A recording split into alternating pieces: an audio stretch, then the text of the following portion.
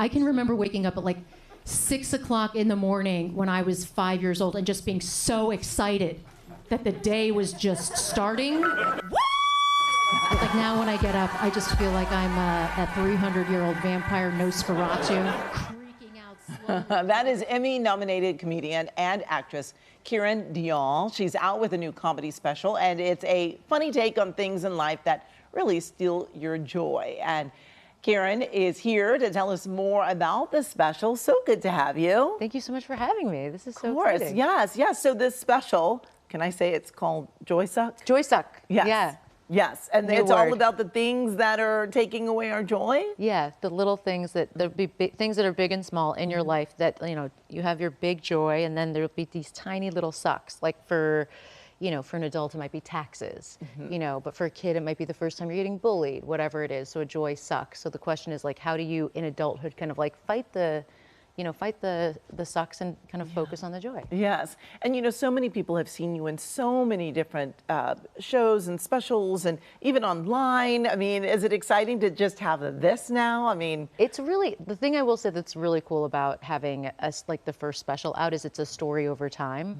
So I, started in documentary film, which I know is what everyone wants to hear from their stand-up comedian. You're like, oh yes, please, tell me about, tell me about your time making documentaries. But I love that this is like, you get to watch something with a beginning, middle, and end, as opposed to like, it's great that people can discover you through clips, but I like being able to tell like a full story and have, hopefully take you on a little journey or an arc. Yes, but I have to say, you're a very smart woman, went to Harvard.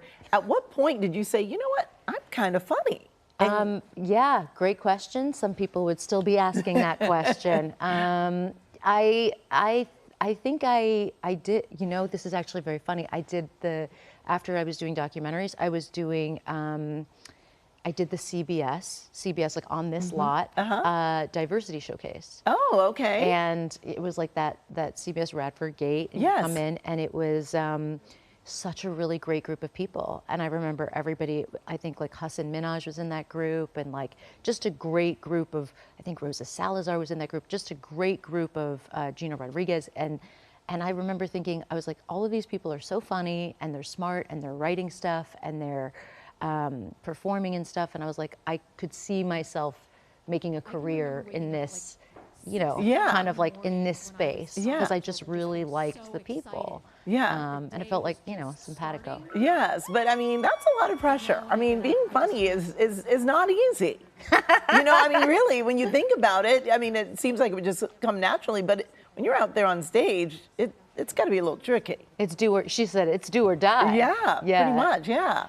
I always tell people whenever people get nervous about doing stand-up, I go, just don't think about it like you're doing it 1 time or 5 times. Think of it like you're getting on stage 1,000 times. Oh, wow. And so if you're going to get on stage 1,000 times, like some of those aren't going to go great, but like just remember that there's hundreds more. It's like the best and the worst part of it are that tonight I could be fantastic and so funny, and then tomorrow maybe not, but but then the next day, you know what I mean? So there's always the next day, and it's present, and it's with an audience. So I think it's still one of the very few like interactive mediums where people can go and like have an experience together in a room. It's a little bit of a community. You feed off the audience. Yes. It's really fun. Yes, and every audience, I'm sure, is very different. Audiences are wildly, and the other thing I'm going to say about them is that they're smart.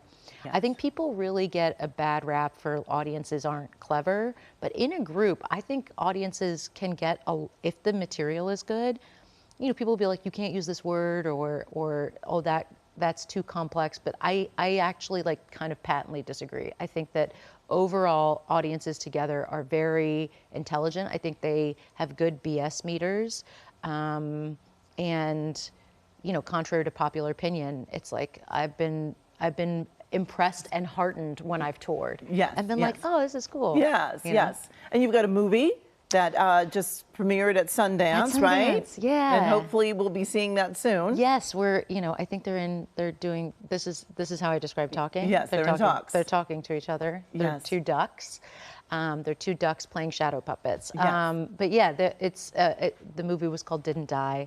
And it's this wonderful director named Mira Menon, and it's a kind of like a black and white zombie apocalypse movie about a podcast host who is looking to keep building her audience during the, she's losing followers basically Okay. because everyone's, zombies. Moving on. No, They're they're not zombies. moving. Well, they're moving on because they are dying and Yes. becoming zombies. Wow. So how do you, like, if you had a news program, but there was an apocalypse, and then there's no people left to watch the news because they're all zombies.